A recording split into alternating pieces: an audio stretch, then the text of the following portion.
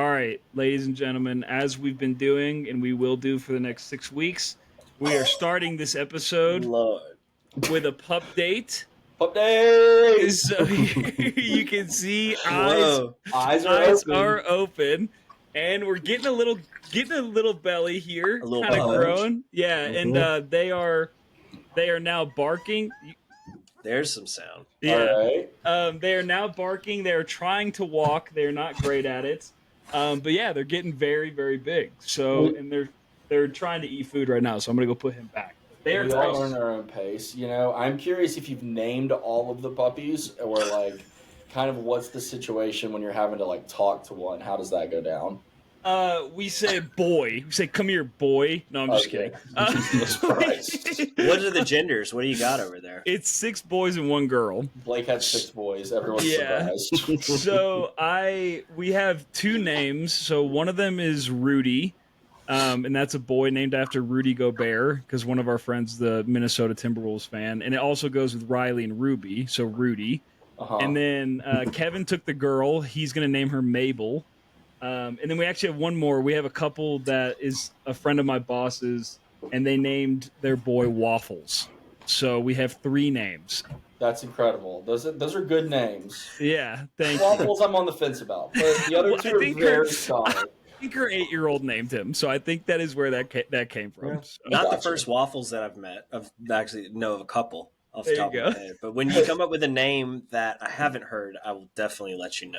yeah, definitely. All right, so- Trey, what did you have to say? Really quick though, before we jump, do you like put a different color collar on the ones that have the names? Yeah, so the 3 that are named have collars, but the Gotcha. other ones do not. That's what we did with Wafer. Had a little small green collar that he probably wore for far too long. Yeah. So It's like, all right, here's my question, you guys. I paid $50 to get a haircut today. All right, Wow. I haven't gotten a haircut in Holy a fuck. really long That's time. more expensive than the Zaba Jabba Jungle book I have to put out That is there. true. That is true, and I can't really give you shit about that anymore. But here's my question to y'all. First off, I'm just going to give you both the angles to tell me if I've wasted $50. All right. Okay. So here it is from the back. Oh. Well, All right. Oh, high that's a and tight. nice cleanup right there. Yeah, I did like an undercut, like an Asheville Yes. undercut. Yeah, I see Okay, that. so there's the $50. There's like $25, and Right. then here's the other half of the haircut. There we You can't go. see, you There we can't tell go. anything different, dude. It's the same thing. Yeah, Well, give, but it I a, mean, give it a fluff. Give it some body. probably Yeah. trimmed the edges and shit, They right? did, yeah. She cut off they cut off the dead ends. Nice. And shout out to my homie Cloud, because that was the person's name who cut my hair, and All right. I think it's named after the Papadosio songs "Find Your Cloud," and then as we love the sequel to that song, "Cloud Found," which Oh, kind of yeah. just shows you how everything comes full circle. Full So Very did I much. waste $50 or not? Is it No, ride or die? I think it's No. a ride. It's like that whatever you got going on in the back, I think makes it worth it.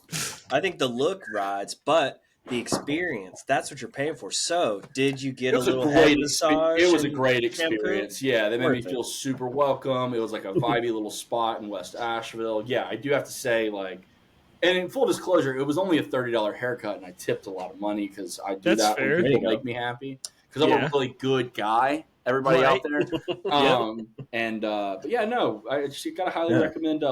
Forget what the name of the place is, so won't be able to give the recommendation. Rain check right there. But anyway, Yeah. Yeah, Sick. the last haircut I had was in college when I donated it when I graduated. So we're past 10 years now, because it would have been 2014. you haven't So- cut your hair at all since then. Mm-hmm. Did it just Yeah. stop growing? Yeah, I mean, It stops at some point. yeah. I mean, I'm not getting it cut to probably stimulate more growth. That's so true, It's probably at a yeah. limit there. But yeah, in high school, I shaved it when I graduated high school, and then grew it out through college. Shaved it after or when I was graduating then, and then just haven't been to a barbershop since. But Interesting. I miss those head massages. That's for sure. Yeah, I do like having my hair washed. If I'm gonna get a haircut, I'm gonna have them wash my hair. You know, Yeah. Right. Fair. It feels Hot towel on your face. Yeah, I didn't Yes, get one sir. of those. That we wasn't that type of place, but Oh.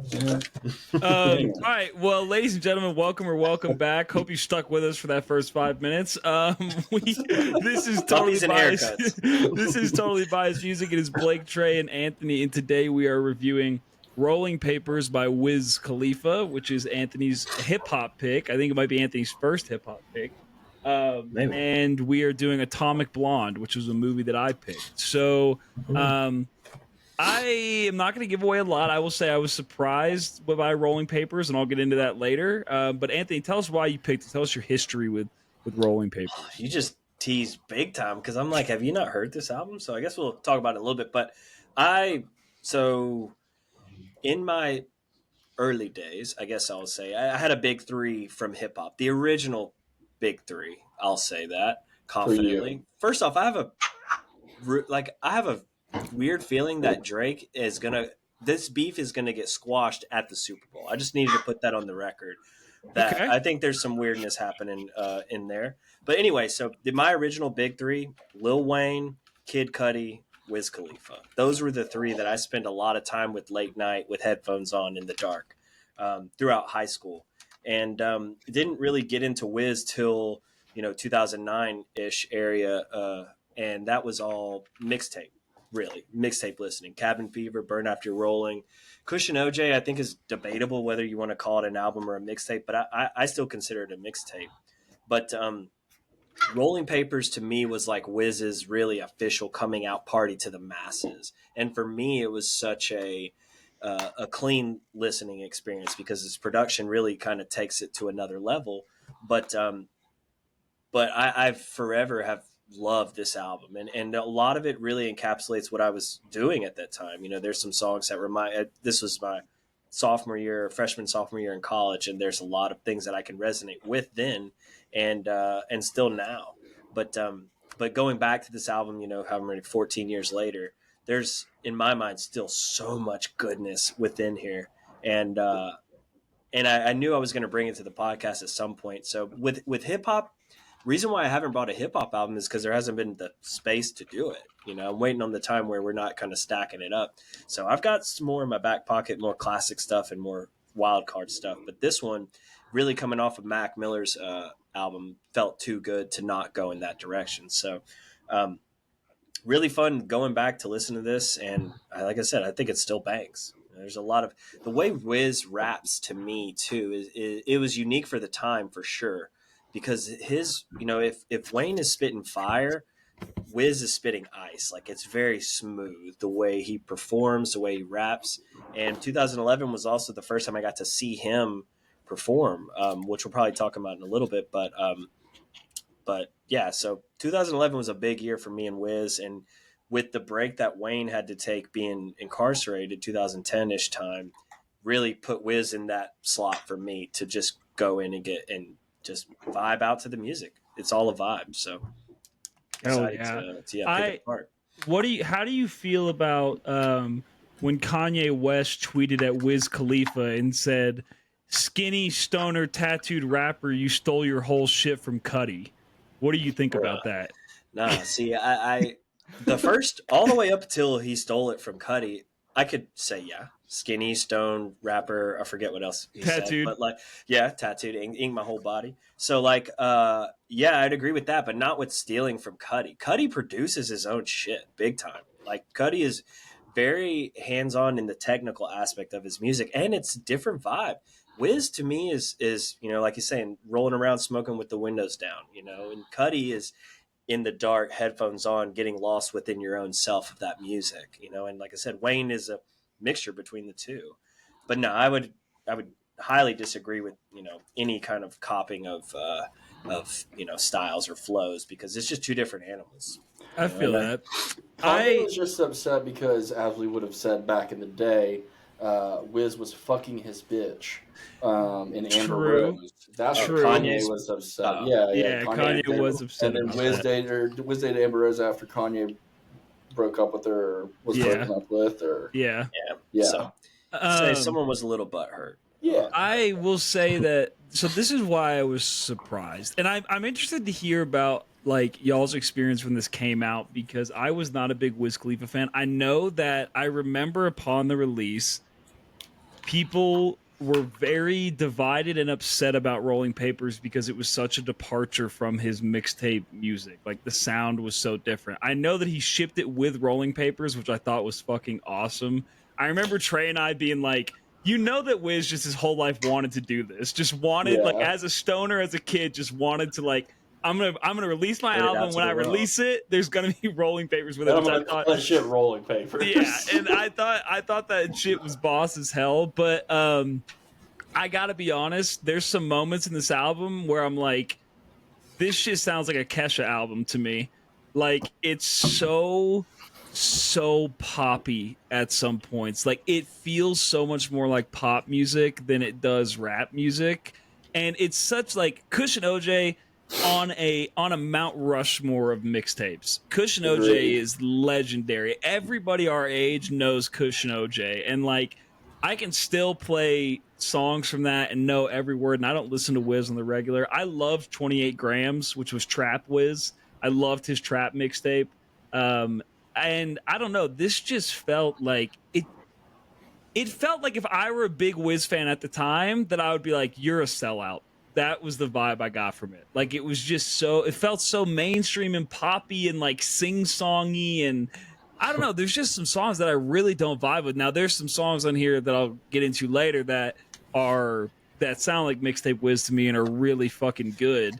But yeah, as a whole, like I just feel like it aged really poorly. Like going back and listening to it, it didn't hit the way that I wanted it to. And then I'm like, fucking Anthony finally brings a hip hop album, and like I'm not all about it, and that really upset me. So like I went back and listened again, and I was like, maybe I'm just being a hater. But we'll get into some of the songs later. But Trey, how did you feel? It's kind of similar to what you said, Anthony, about like not necessarily maybe in like what I would consider my big three, but I loved Wiz Khalifa when he was like when we were doing like the mixtapes and stuff. And I remember specifically when Wayne went to jail, it was kind of like this is like the new guy. Like this is the guy that you're going to hear on all these features and who's going to be everywhere all the time. And I remember like listening to it with a friend of mine named Corey in his like computer room. You remember computer rooms? Yeah. So we had like some of those two like crappy little speakers, and we like loved. I mean, Ink My Whole Body was like sick as fuck, because we had so many tattoos when we were 14 and 15 years old, and we were just like, you felt that shit. Yeah, I felt that in my soul. I remember not loving Rolling Papers when it came out, and then I remember it being kind of like a bunch of party anthems, like in a good way. Like there's so many songs on this album that you could just fucking play beer pong to. True. And so I was interested to go back and listen to it because I wanted to see like what held up and what didn't. This is an album of really high highs and really low lows for me. As far as kind of what you talked about, like some of those pop songs that like if you asked me before, first off, it's a great pick. Because because it's interesting. It's like if you'd asked me before, like, "Hey, No Sleep" by Wiz Khalifa, like, how do you feel about that song? Sorry, I'm gonna get a little late. I'd be like, "Oh, it's a great song," and I went back and listened to it this week, and I was like, "This is not a good song. It's just not." But there's songs kind of like what you talked about, and like I'll hop into my tops in just a second. But there's songs where I was like riding. I was literally riding down the street as we talk about in The Race by Wiz Khalifa on this album, and I was just like in my car and I was like, this song fucking rides. Like this makes me want to smoke weed and have a panic attack, because that's what happened to me nowadays. Yeah, but back then, man, like this is great stoner jams. I really like it. It definitely had like a spot in my heart. And the thing with Wiz is he never really, I feel like, captured a lot of the potential that he had, and maybe that's because he went in a pop direction. Maybe it's because of the whole Amber Rose thing and him becoming more of like a icon in that way, rather than like a music icon, similar to like Chance the Rapper, So I'm not like, I don't think this is like where he like fell off or anything like that, but I think there's like kind of like hints of like, oh, he's going to kind of try and make music for the masses. And at the time, like this is like a quintessential like early 2010s rap album. Like it's like in a lot of ways a classic, but that doesn't necessarily mean that in 2025 a lot of it has aged well. So definitely have me listen to it critically. He could have been like the next. He really was on a trajectory to be like our Snoop, and that's kind of where everybody expected him to go. And that was kind of his vibe.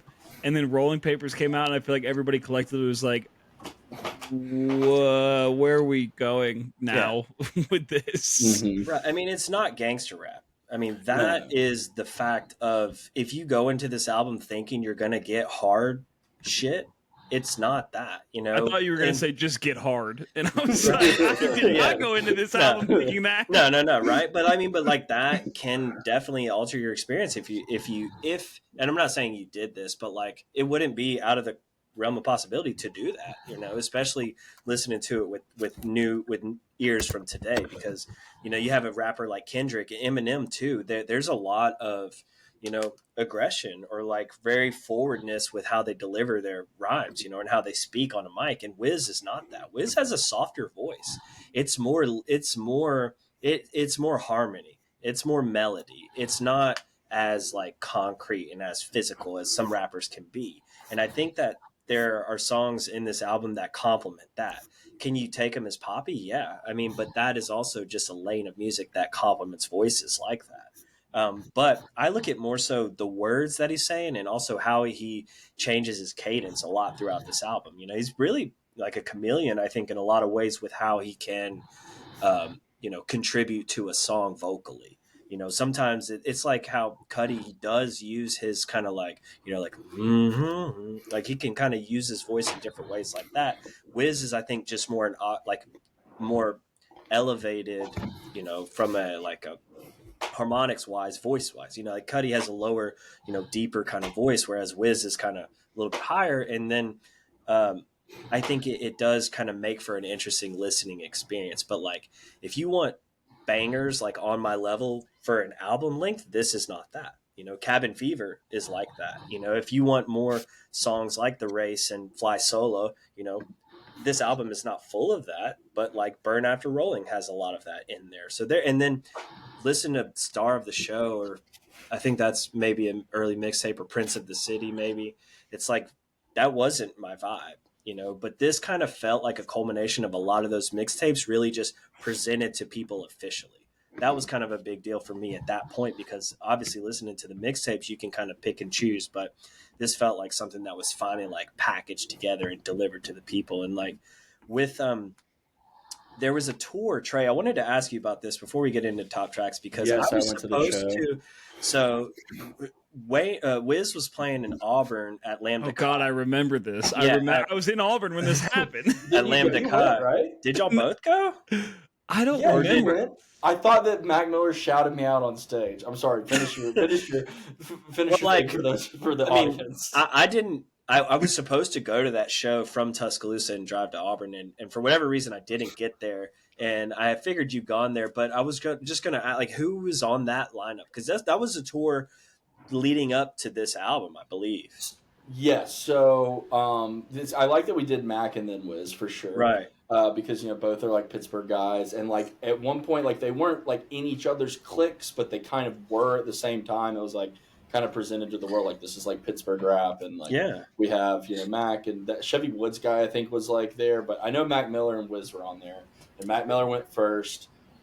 First off, so And he shouted out Trey. and I thought that he shouted me out. I don't know necessarily now if that's true, but you know, I'd like to believe. First off, I tweeted at him, bro. No one knew who Mac Miller was. For 15 years, Trey's been telling people that Mac Miller shouted I him stopped. out. Hold on. I stopped telling people that about 7 or 8 years ago when I figured out maybe he wasn't shouting me out. That's fair. But you know, at the time, first off, so there was like probably 6 or 7 of us, and we were over at Carly and Katie's apartment, that first one in Copper Beach, and we all had Legendary. so much marijuana. Like every guy that was there had like an eighth of weed, which at the time was just mind blowing. Bring your And own. we got extremely high before going to that show. And I think we walked from Copper Beach to Lambda Chi, which was like a 3 mile or 2.5. That was a haul. I only did it a handful of times. I lived in Copper Beach the entire time I was in Auburn, pretty much, give or take a year. Yeah. And I only did that walk like 3 or 4 times. Usually it was induced by some form of narcotic. But yeah, we were just stoned. Everyone had joints, and it was a great time. I mean, Right. It was really cool to get shouted out, obviously. Regardless of if I believe it now, then I definitely believed it. So Right. I was Yeah. like on a It's high. magic. It's magic. Yeah, so no, it was a great show. I'm surprised Right? because Christian Well, came up. Yeah. from and Like I Tuscaloosa, said, and then a couple other you oh, guys came up you too. know, the one thing that I think would have kept me in Tuscaloosa was the fraternity. That would have likely, and because Christian not being in it, if I had to stay in Tuscaloosa being a pledge, then that would have been what held me back. But otherwise, I can't. Maybe the dog, but like what had so kind of getting to why I brought this up was so I didn't get to see them in Auburn, but I did see Wiz at Bonnaroo that summer, and like that was such a that was like the coolest and most cohesive hip hop show that I had seen in person. You know, I'm used to at hip hop shows there being more than 5 people on stage and a lot of towels flinging around and not a lot of being able to understand what is being said. And like that was the difference with seeing Wiz live for me was that I'm word for word with him, whether I knew it or not, but I'm able to understand it and take it in. And that from a performance was so pure and like it just felt so good to experience that and that was like a daytime sunset kind of vibe but like so much fucking fun. I was able to I was searching to find videos and I could only find 2 videos from that set but still it like captures the energy and that was something that I really enjoyed was that he translated live unlike some other people, Wayne being one where I've seen Wayne and it not be like that great of a show but still you're seeing Lil Wayne, but Wiz everything really felt really cohesive. Yeah, that's fair. Well, I mean, let's go ahead. Yeah, no. let's hop in. I was Let's gonna hop say in. let's get into top Yeah, tracks. yeah. Trey, you lead us off. Yeah, I'll go first. All right, so like I said, some real high highs here. Number 3, hope. So all the ones that I would put as top tracks were ones that remind me much more of like a stoner, like slow jam type of thing. Kind of what you're talking about, where Wiz's like voice is very, I don't know if this is the word you said, but like malleable to like the beat or whatever. So with that, Hopes and Dreams is my 3rd track. I think the reverb synth is super nice on that. It's just like straight stoner vibes. The hook is great. It's like a part where that works really well as far as like it has a touch of kind of more the pop production, but not nearly as much as some of the other things that I didn't think aged as well. And then like it's like a guitar kind of like looping over and over again, which is very cool. So love that song. The Race is an absolute bop. I would smoke a joint to that right now. And also like there's the line towards the end. He's like young, gifted, not to mention out here making motherfucking millions. Yeah, I said it, motherfucking millions. Like that. Yeah, that's right. We up in the building. Yeah. Like that's just like a big like celebration type of track. Very very fun. There's also like a line in there that I liked a lot. Stunt like Jet Li, boat houses and jet skis, 30 on the flight, ice like the Gretzky's.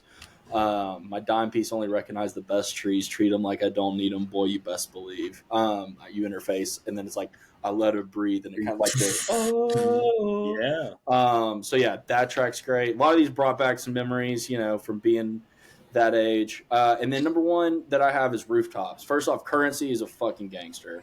Facts. Like mad respect to Currency. They have a whole mixtape together called like How Fly, and that mixtape is sick. That's what track is it that's on How Fly that I like so much?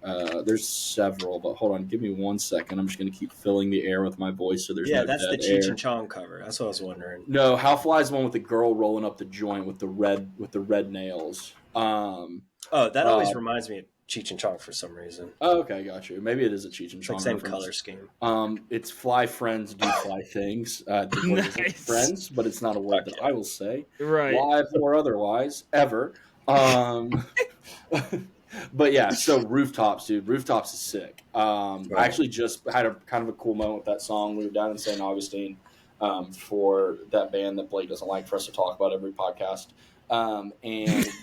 And our Airbnb had a rooftop, and I was like, yo, at some point I'm going to bust out this song. We were like sitting on the rooftop, the sun was setting, and I like played it for my friend Shin, and he thought it was hilarious and loved the song in general. And it was like a really like cool moment. Then not that long ago, a couple weeks ago, what was it that he said to me? He messaged me and he was like, We are currently we are currently on top of a building where we were previously not allowed inside of. You might say we used to not be allowed in this building, but now we are currently on the rooftops. It was really funny. So yeah, rooftops number one for me in general, not because of that great story, but just because it's a vibe. It'll be a banger. Mm-hmm. Yeah. Hell yeah. I love the fact that you said that this album is like a celebration, because that is exactly what it is. Like, this is the next step. This is the validation. This is the being able to showcase, whether it's Pittsburgh, whether it's his homies, whether it's just the vibe in general.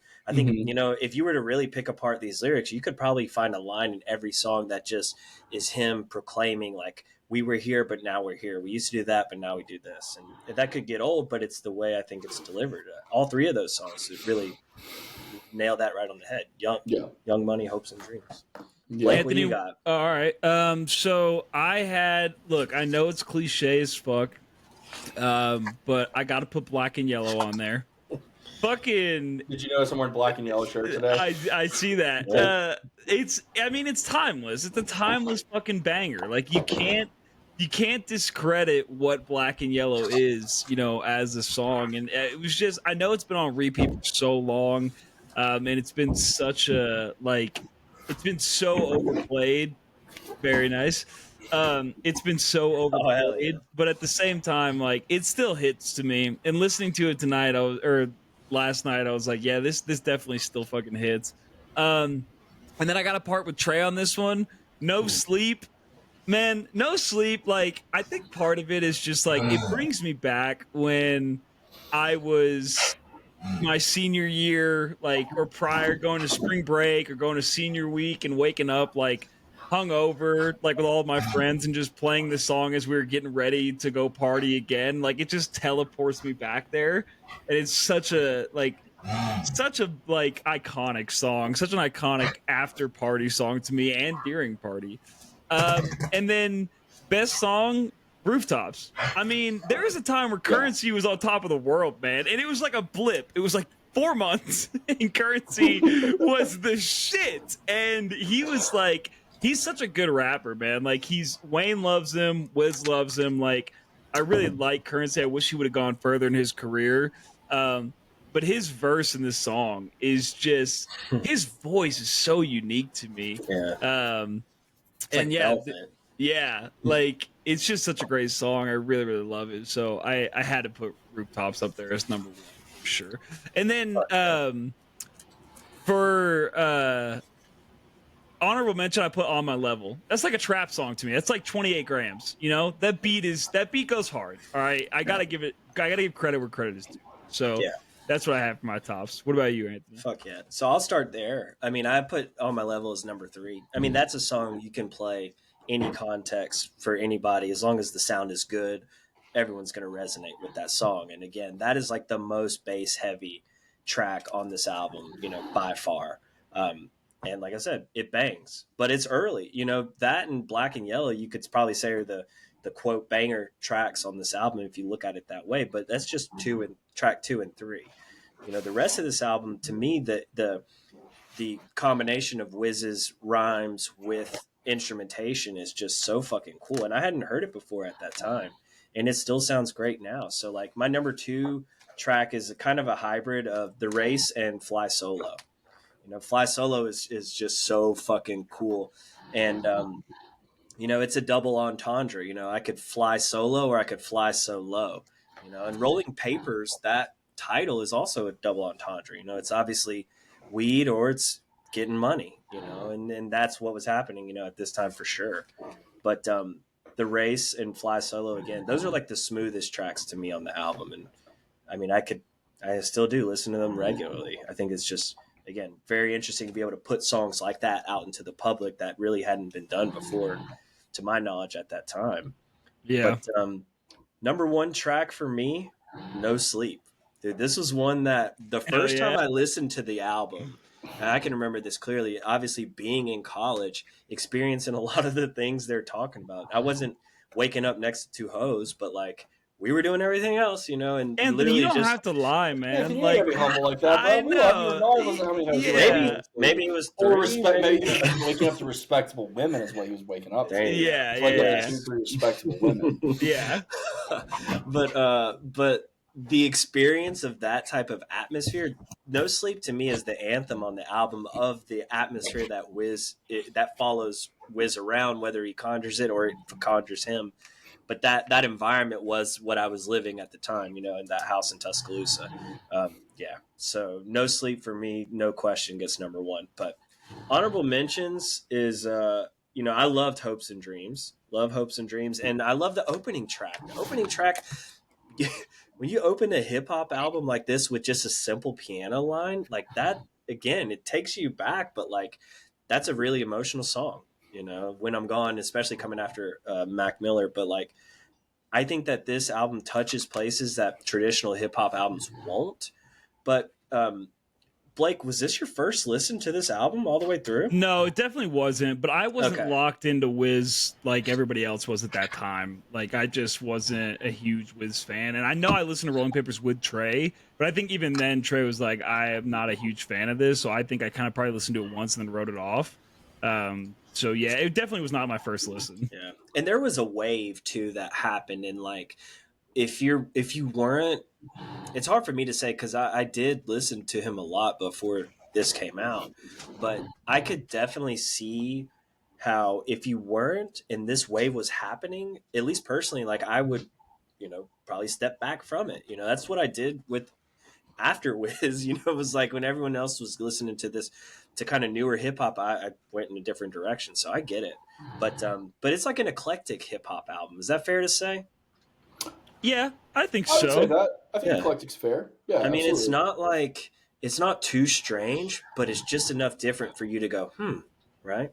It Yeah. may take a few listens, but it definitely touches things. I think that other hip hop albums may not do. Yeah, 100%. Trey, get into bottom tracks. All right, before I get to bottom tracks, I know we've already talked about something appearance-wise for me today, but I should wear this hat more often. This is a great Yeah, fucking hat. You should. Especially that haircut. Hell yeah. Pete fitted on my hat, though, as Mac Miller once said, which is why I bought this hat. Nice. All right, so, Anthony, I'm sorry, every song you mentioned almost is in my bottom 3. Sorry. I hate when that happens, but honorable mention for bottom 3 is Wake Up, and let me tell you why. The piano is lovely. I agree wholeheartedly. Like, it's a nice little start, and then it's just kind of that more auto-tuned hook during it just like throws me off. Like, I don't enjoy it. The like, wake up from, don't wanna wake, like that whole little thing. Don't love it. Not a vibe. No Sleep hurt my feelings. No Sleep hurt my feelings because I thought about this song in one way, and then I listened to it in 2025, and I felt a total opposite way. It sounds to me like what a 13-year-old thinks going to a frat party is like. Man. Like, lyrically, You don't like, think I Love "We got College party is all that night, song? No Sleep." First off, I don't know, man. Just not for me. I'm not going to do the voice thing because I know that gets on all of our nerves because you can do that with anything. But that song, don't love it. Okay. And then for all of the reasons that I like, this is my number 2. For all of the reasons that I don't like, or that I like Hopes and Dreams, like with like the reverb or whatever, and like kind of that guitar hook, I don't like those things on Fly Solo. Because like the dun, dun, dun, dun, dun, it sounds like a Swayze song. If you guys remember Swayze, Yeah, we should do a it sounds like- When was Swayze possible? Swayze dropped before this. Yeah, the Swayze I self-titled don't even album know was, Swayze. dude. With Cisco? It's There's Swayze, one song. What was the popular song? Corona and Lime, maybe. No, Hey, that you was can one be of them. my Buzzin'. Corona and Buzzin' Lime. was the other one. He's buzzing. I Yeah. loved that album when I was actually now that I'm thinking about this, Swayze and Wiz Khalifa very similar. True. They kind of both did like the stoner pop thing, and Swayze is one that it was like in my CD deck. I also had the CD, but it was in my CD deck, and I loved it, and I've gone back to listen to it since then, and I'm like, this isn't very good, but it still holds a beautiful place of nostalgia for me. Yeah. And I still know every word. And that's kind of what happened with No Sleep and Fly Solo. Is like I was like singing along to those as I was driving down the road, and then I was like, I don't think I really like it, but I do know it. Yeah. And then for me, those things have redeeming qualities. This song has none, in my opinion, and that's Cameras. This closing song is just I don't know how many label hands got on it. It didn't even sound like Wiz Khalifa to me. It's like I don't know what happened here. It should have been thrown in a trash can. Like I said, the other ones I don't. And the other thing too is like I don't even remember that song. Yeah, I don't either. Right. To be Yeah, I honest. didn't like when I heard. I was like, "This is the first time I feel like I've heard this," and that's probably not a great sign. For something that I owned, and everything else was so familiar to me. So yeah, those are Because you mine. press skip. Probably, I probably hated it back Yeah. then. If I didn't like it back then, I'm definitely not gonna like it. I get it. Yeah. So yeah, Um, those are my bottom tracks. Blake. I had Roll Up on there for the same reasons I Oh, talked I about forgot about earlier. that. So anthemy and campy. I roll up, baby. I roll up. Like, all right, man. Like, is this a 14-year-old girl's like playlist right now, or is this like Wiz Khalifa? I don't know. It's a hook. A hook. And I hate it. I hate that hook. I get I it. hate the pop sound. And I gotta agree with Trey. Like, Cameras, man. What the fuck happened? I don't know what the fuck happened. What is like even like? It sounds like it should be in a fucking 1877 Cars for Kids commercial. And Rooftops is right before it too. That's I what's so know. frustrating. It's so jarring to go from Rooftops to like whatever this is. Like, did he plan on playing the Kids' Choice Awards and like he needed a song? I don't know what happened here, but man, it's bad. And then, I don't know. Like, here's the thing. Apart from, so my other one is Hopes and Dreams. I really don't like Hopes and Dreams. Really? Yeah, and apart from the songs I mentioned, man, like there was just a lot that and it really bummed me out because I have such fond memories of 28 Grams specifically that like listening to this, I was just so bummed out, man. And like I just was waiting, like it was tough for me because I was waiting for the song to end, and I don't like doing that, and like I wanted to try to enjoy it and I did, but like it just didn't do it for me. It feels so campy, and I don't even know what that word really means, but Trey uses it. Word, dude. Trey uses it, so I feel like it fits here. Like, Trey, does campy fit here? Is this album kind of campy?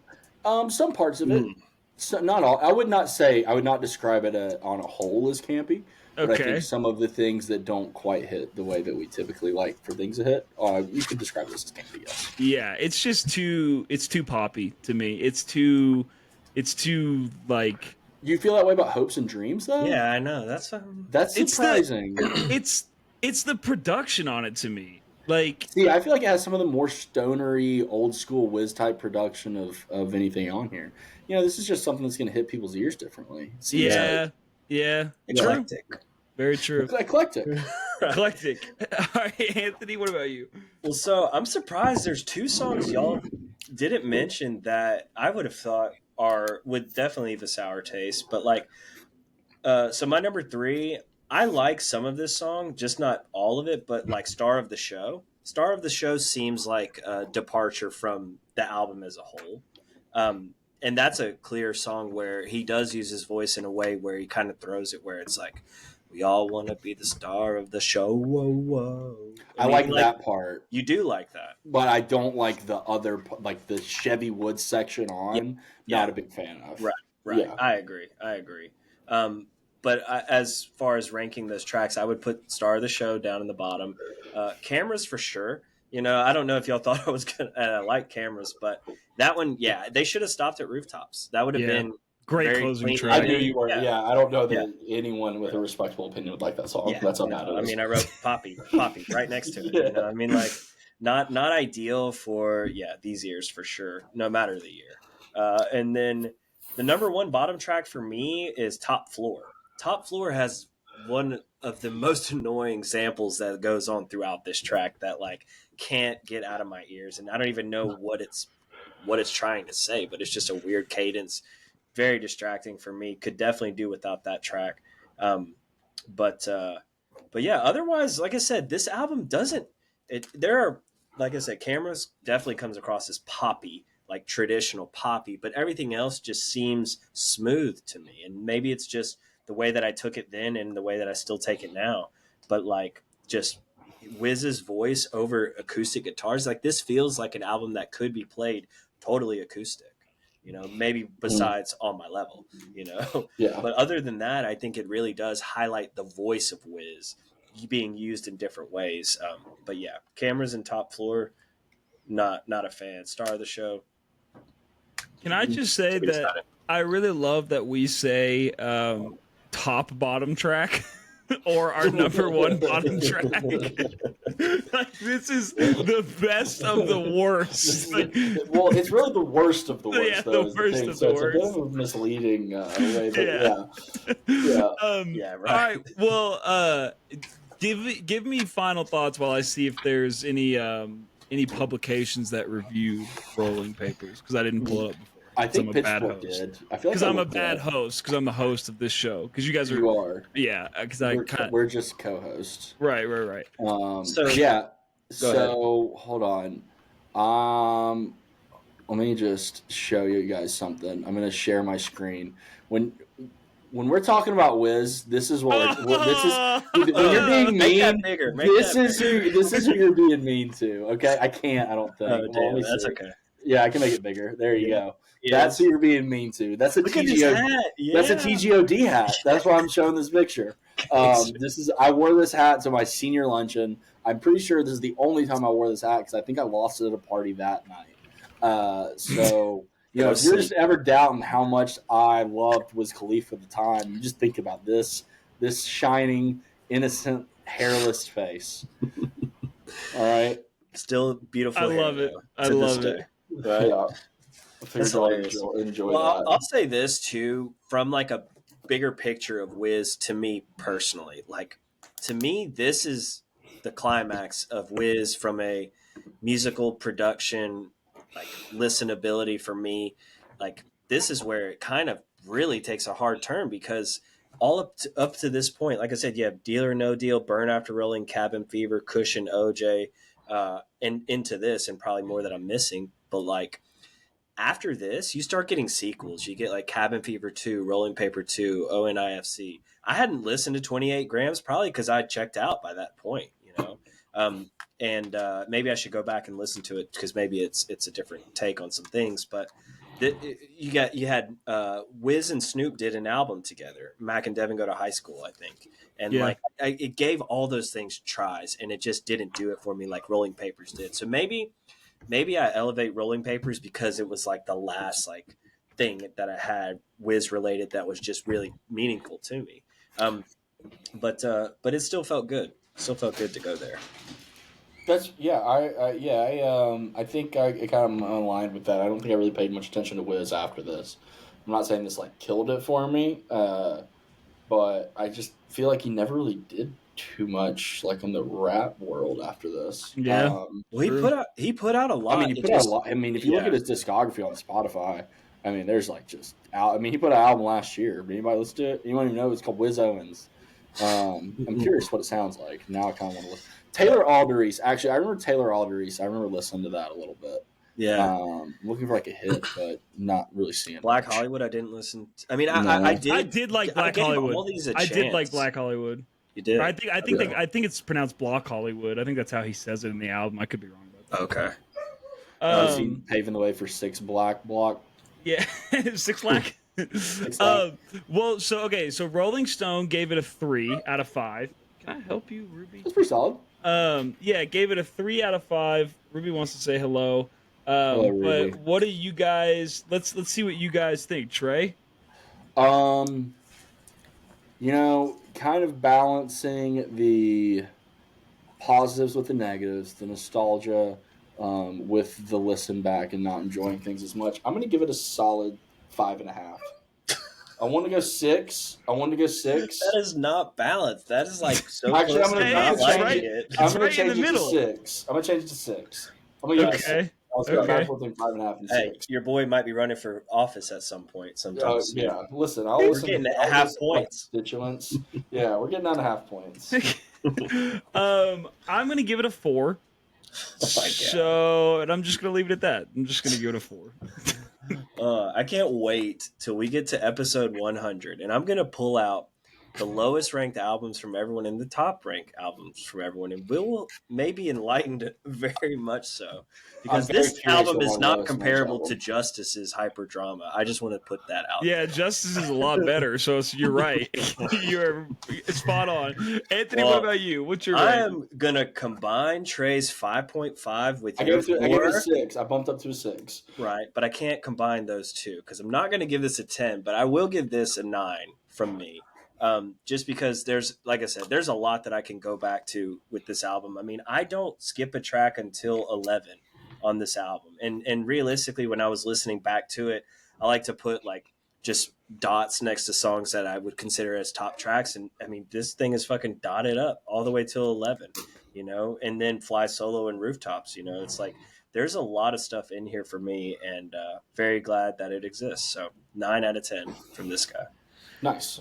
Okay. Anthony, did we scare you off from ever doing a hip hop album again? Because I really No, hope that's because not like the case. We're pretty positive. nobody's 4, 5.5. No, nobody's influence is going to change my opinion on shit. Period. Like you could tell me that this was the worst album ever, and that ranking doesn't change for me. I hear you, but I also hear that there's a potential for you to like this album in the future. So that's what I'm banking on, people's ears developing. Maybe. Oh, also speaking of that, before we get into Rides or Dies, I want to pitch a segment live on the air and let you guys marinate on it. But I want to do, whether it's in each episode or maybe a side, I want to do a TBM revisited where we go back and look at something we've done like a year ago and see how we feel about it. Like just a brief conversation if we still agree, at least just if we agree with the rankings we've given it. I just thought about that because you brought up like, oh, maybe in the future that'll change. So that's something to float. But that was Rolling Papers by Wiz Khalifa. Now let's get into Rides or Dies. And Trey, I want you to lead us off because I have a story. I have a story to tell with this. Okay. I remember what I sent, and what I sent was Cicada Song by Mountain Grass Unit. Fuck yeah, brain. Yeah. So Mountain Grass Unit is a bluegrass band from Birmingham, Alabama.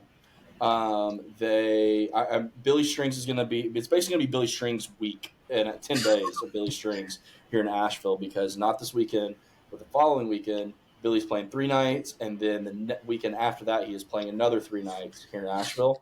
Give us an update on your tickets. Yeah. I intend on, I don't want to talk about cash or trade ever again, but I do have tickets for all 6 nights. I intend on going to at least 5 of them.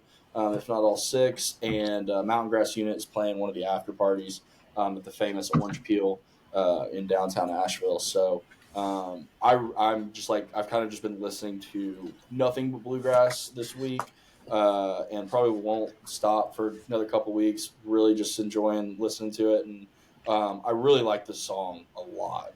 So I'm curious to hear how you guys like it, if it rides or if it dies. Yeah, so here's a funny story. When I was making my egg salad, I put this song on, and then I was like, man, that song was really fucking good. And I kind of just let them ride, and I listened to like 6 of their songs while I was making my egg salad, because it's not a quick process to make egg salad, which I made. Egg salad, please sponsor us. So I will say, I thought it fucking rode. I really like these guys, man. Every song that came on, I was like, this is a good fucking bluegrass song. So I not only was that song a ride, but like the rest of the songs that I listened to, I really enjoyed. So good pick. Good pick. Glad you enjoyed it. Yeah. I had a similar experience, except for it wasn't while I was making egg salad. It was while I was driving back roads of unincorporated Shelby County, which is exactly where I would want to hear this song. And I ended up being like, 3 songs deep before I was like, wait, what was the one that Trey even sent? Nice. So definitely rides. I also had spied that they were from Birmingham. But do y'all know these guys? Any of y'all know them? I don't know them. They just played Iron City. It was like when I was in town, actually. And so I wish I would have gone to that show. It wasn't feeling too hot that day, unfortunately. But it was like the night after the Little Rain Band show.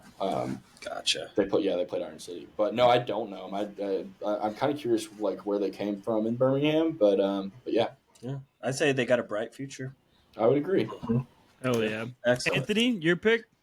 All right, so my pick is an ambient track. So it's kind of ambient, atmospheric with the vocalist in it too. A lot of backstory to this. This album or this song is called "She Knew," and it's by David Lynch. And now I'm realizing I don't have the vocalist name pulled up, but the album is called "Cellophane Memories," and it actually came out this past year. The female's name, this vocalist, her name is Krista Bell, and she was actually an actress on one of the seasons of Twin Peaks, which is a show David Lynch created.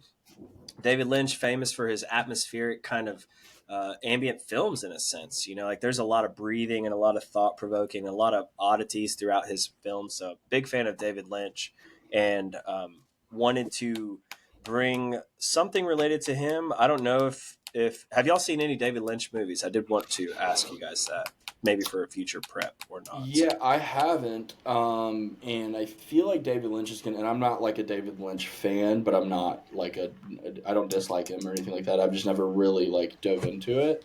And he feels like one of those people that posthumously, I think I'm gonna probably dive into and really enjoy, and kind of kick myself for not enjoying it when they're around. But Gotcha. yeah. Blake? So I don't know if you want me to go into rides or dies with the track. Well, no, I'm curious to know first. Okay. Yeah. I have not. I don't think I've seen any David Lynch movies. I mean, I know that he's highly regarded, so I would like to watch them, but I don't believe I have. Yeah, I would be interested because it may, like I said, it may not be what you think. You know, I mentioned a couple, however many long ago, about like my experience with the Grateful Dead, having this really clear image of what I thought they were about, and then realizing I was way off. You know, and Lynch may be that way because I think a lot of people, when they hear of David Lynch, they think dark, but that doesn't always mean like evil, gory shit. You know, it's very like heady movies, you know, that kind of twist and turn. So that'll be fun to go into. But yeah, so what do y'all think? Rides or dies? First, I think I've watched a couple episodes of Twin Peaks, and I think it piqued my interest. Hey, wordplay. Awesome. I really enjoyed the song. I kind of let this album ride out. I listened to it this morning, or not this morning, like late this afternoon, because the sun was kind of like still shining, I feel like. And yeah, it's lovely. It's just kind of, and it sounds like there's like this weird, almost like you're playing something in reverse. Yep. Like kind of ambience to it. So I really enjoyed it. Bit of a jump from Rolling Papers to this for sure. But yeah, no, I like it a lot. Rides. Fuck yeah. Yeah, I am gonna give it a rides too. I thought it was really interesting. I thought it was cool, and I loved the David Lynch shout out. Basically, I thought that was sick. So I didn't know where it was going, but I give it a rides for sure. I was this close. Just a tiny little story about this. Last night, I was mixing downstairs on vinyl, and I was trying to make something with this, and I had this playing the first two tracks, and then I had this Chinese Taipei record that I found the other day in reverse, and I had never played it in reverse till while I was just fucking around, and it sounded so fucking cool. And then I would bring in I found a Jerry Garcia record where he's kind of just doing an interview, some lines from that, and I had blended it, I thought, pretty well. Listened back to it, and there's feedback for whatever reason, not anything that's like I'm manipulating. It's just there's feedback. And listening to it is so creepy because like it's like it's a static sound, right? And David Lynch very much in the 90s, you know, with TVs and utilizing that type of technology. It just felt like his ghost was very present within that track in the recording of it. So it's just a weird shit happens around David Lynch, and I think it's not worth it's always worth noting too. But super stoked y'all like this, and I think y'all will like his movies too. Hell yeah. Bring one. I'll be super down. That's interesting. Mm-hmm. This ghost might be with you still. We'll find out. No sleep. So my pick was Glory and Gore by Lorde. And everybody knows how I feel about Lorde, or they should at this point. I fucking love Lorde, and I fucking love Pure Heroin. And I would put Pure Heroin as one of, if not I'll say one of the best albums to come out in the last 15 years. 100%. Everything about Pure Heroin fucking hits. It's phenomenal. Lorde is great. She was so, at that time, wise beyond her years. But I chose Glory and Gore because there's a moment about 2 minutes, 20 seconds in where she says, tired little laughs, gold light promises, we'll always win at this. I don't ever think about death. It's all right if you do, it's fine. And I don't know why, but I really, really love that line. It just like hits me in my soul, which is the Pixar movie that we just recently watched. Yeah. All So connected, man. yeah, so it just hit, and I listened to all of Pure Hair when I was snowboarding the other day, and like I was like, this is the perfect vibe for this. So yeah, if anybody talks shit about Lord, I'll cut the episode short. We won't even do the fucking movie. So what did you guys think, Trey? I fucking love this song. You know how I feel about Pure Heroin. I think I brought it to the podcast at some point. Yeah. Episode 21, just for the folks Man, listening. Nice. on their ass. I know I cheated for sure on that. Also, okay, gotcha. That's good. You picked a good song. I mean, you know what? I feel like this is 3 tracks where we kind of just let it spin afterwards, that's a good sign. Yeah. I just let this spin for pretty much, I think, the rest of the album. Yeah, that line you mentioned is really good. And she has all kinds of those little like couplets throughout this album. So yeah, I don't know what happened to Lord either. I don't know if she's still doing stuff. She put out 2 more albums afterwards, but like nothing's as good as Pure Heroin. Yeah. So Anthony? So I give this a rides as well. More so on the production side of things. You know, it has that, quote, purple vibe to it. You know, like purple sound. It's very vibrating, kind of bass waves. You know, I like it. Her voice, it's going to take some time. You know, I haven't listened to Pure Heroin, but I would need to. But it's not a turnoff completely. It's just more, I'm indifferent on her vocals, but I also don't know much about her or what she likes to put out there. So that would be worth diving into. But Blake, I want to ask your opinion.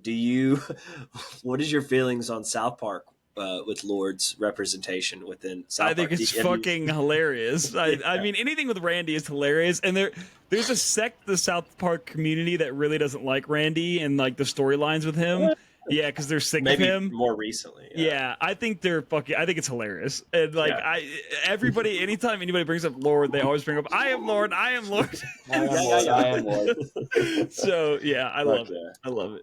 Rides across the board, you guys.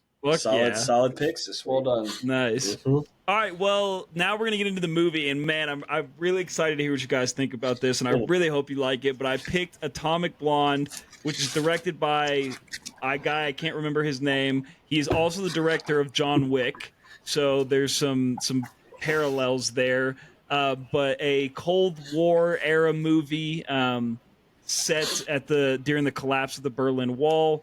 There's some espionage. There's crazy action scenes. There's Charlize Theron just being a fucking badass.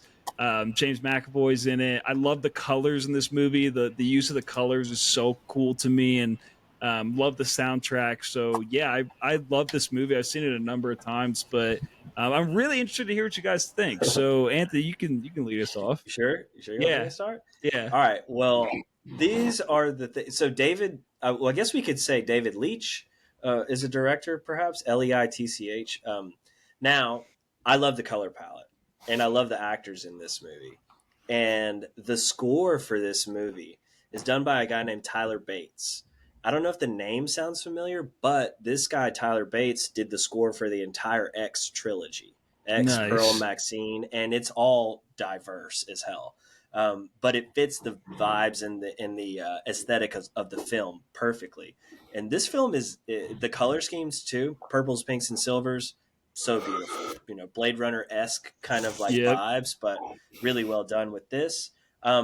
My question for you, Blake, is that this movie is laced with 80s. It's 80s thematically all across the board. So like for a man who proclaims to not be a fan at all of the 80s music, maybe I'm stepping on toes or paraphrasing, but what does it do for you? So here's the thing. It fits the movie so well that I'm not really paying attention to it because it just fits the vibe so well. Also, there's like the synthwave rock music in it, and I love synthwave music, so that music gets a pass from me. Now I still am an avid '80s hater, so that's not going to change. But it works with the movie very well. Yeah. And I do want to mention that this movie is also a David Bowie sandwich. Yep. Opens with a Bowie track, closes with a Bowie track. So very Yep. fucking cool. Great pick, I think. Hell yeah, Trey. Good movie. No, sorry y'all, it's like past my bedtime. My phone just alerted me that I was supposed to go to bed 30 minutes ago, so it's late. We're almost done. I'm kidding. I really enjoyed it. I did think some of the violence was a bit gratuitous, but like the fight scenes were like it was just the fight scene at the end where what's his name, where the guy dies. Yeah. Sorry, spoiler alert, a guy dies in this movie. Yeah. But no, I really liked it. I kind of agree with you as far as like the grays and like it felt very East Berlin when they were in East Berlin. Yeah. You know what I mean? Like super depressing. And that's what happens in a country when a fascist takes over. Eventually some really bad shit goes down. So maybe we should, I don't know, pay attention to that. Yeah. But like the whole thing, the twist at the end where it's like, oh, she's actually, I don't know. Do we do spoilers? I can't remember. Spoiler alert. Spoiler alert. Where she's actually CIA. I was like, that's fucking sick. Yeah. And John Goodman, too. Charlize Theron, amazing. James McAvoy's the boy. John Goodman, brief moments. John Goodman, brief. Yeah, kind of underutilized, but Definitely. could have gone with some more Goodman. But the whole reason she doesn't want him to be there is because she's in the CIA, and I don't know. I guess she's like afraid of him like blowing her cover. Yeah. I don't really at that part. That didn't connect for me. So she was a triple agent. So Right. pretending to be an MI6 person, pretending to be a Russian that was a CIA agent. right. And Right. so John Goodman was from the CIA. So maybe like part of her, that was just part of her deep fake was like, Yeah. oh, I don't want the CIA in here. Distance, even though she was, yeah. Right. Okay. Yeah, I thought it was really good. I'm shocked I'd never heard of it before. I love John Wick movies. Yeah, I was very they're surprised. all amazing. Yeah, I'd never heard this movie before. And not only that, but it was one of those things like I turned it on. I was like, I've never even like seen like an ad for this. But Anthony will be proud of me. I pirated it. I watched it illegally, so Nice. I didn't pay for it, and it wasn't on a streaming service. It's on your hat, brother. Yeah, Nice. yeah, Yeah. exactly. Repping. Fuck yeah. Very cool. I got another side question. Well, first off, this director, he also has done Bullet Train. Have either of y'all seen I Bullet loved Train? Bullet Train. Yeah, I loved so Bullet it's I like really like you Bullet can Train. really see a lot of guts from Bullet Train in the choreography in this movie, Atomic Blonde. So really like that. Yeah, I had never heard of it either, but really like it came across my radar. If you like this movie, Blake and Trey, have y'all watched Night Agent at all on Netflix? Yeah, I'm on the second season. Okay, I loved yeah. the first 'Cause, season. That's what I figured. This is like that times more, just deeper, and also just more like US centric. But like that series is fucking so cool, and it just came out second season, so I wanted to make sure I mentioned it. But yeah. All right, so next week is Trey's movie pick, my album pick, right? Trey's movie pick. I got two options for you guys, and one of them I have never listened to, and I'm not going to tell you which one. And one of them they're both going to lead to great conversation, so I'll let you guys choose. The first option is What's the Story, Morning Glory by Oasis, or Purple Rain by Prince. Interesting choices. Mm-hmm. I haven't listened to Purple Rain either, but either one, I'm cool with you. I haven't listened to either of those albums, honestly. Okay, Trey? I really don't like Oasis. I know. But I've never listened to this album. So with that being said, as long as you're open to me being super fucking mean about it. I don't like Oasis. Okay, that's what I thought. Yeah. Let's do What's the Story, Morning Glory. Let's bring some some hate. Let's bring some toughness. Here's the thing. I'm going in open-minded. I'm going in open-minded. Yeah. I'm just saying, might get a little negative. Yeah, that's fair. Here. Let's keep Purple Rain in the back pocket because I've never listened to Purple Rain. So let's keep it in the back pocket. And my uncle's like a really big Prince fan. All right. So All right. I thought Trey was pulling a ruse and was about to bust out Purple Rain vocally, Same. like and drop it on us. So No. maybe save that for next time. Yeah, Yeah. I got you. Okay, so Oasis. Yeah. What's the story? Morning Glory. And then Trey, what do you got for the movie? All right, so kind of keeping with the bluegrass theme, a little bit ish. I want to watch a western. All right, I feel like we've never done like a western, like a good, Yes. like a classic one. So I'm going to give you two choices as well, just to honor your thing. We can either watch one from 1957, or we can watch one from 1992. Those are your two 1992. options.